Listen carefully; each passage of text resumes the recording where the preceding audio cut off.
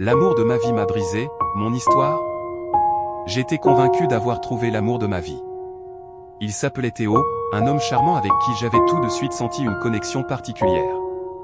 Dès notre première rencontre, c'était comme une évidence. Ses attentions, son sourire, la façon dont il me regardait, tout me faisait croire que j'avais enfin trouvé cette personne unique que tout le monde cherche.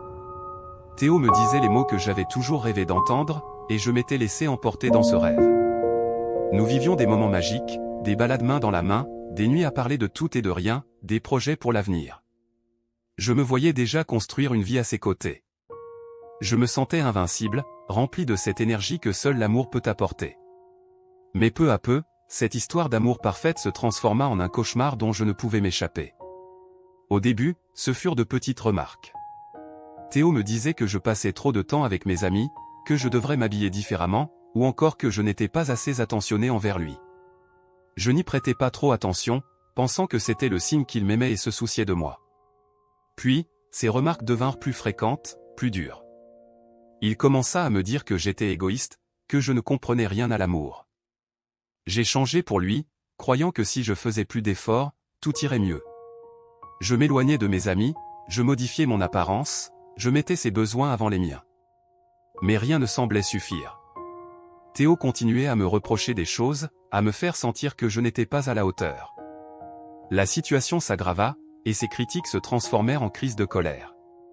Il cassait des objets, claquait les portes, me laissait seul en pleine nuit après des disputes interminables.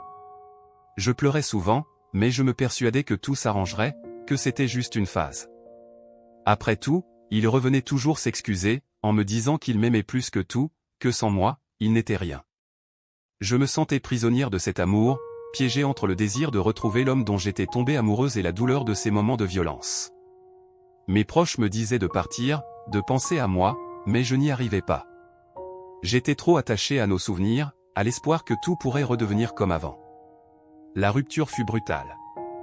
Un jour, après une énième dispute, Théo partit sans se retourner. Il me laissa seul dans notre appartement, avec tous nos souvenirs éparpillés autour de moi.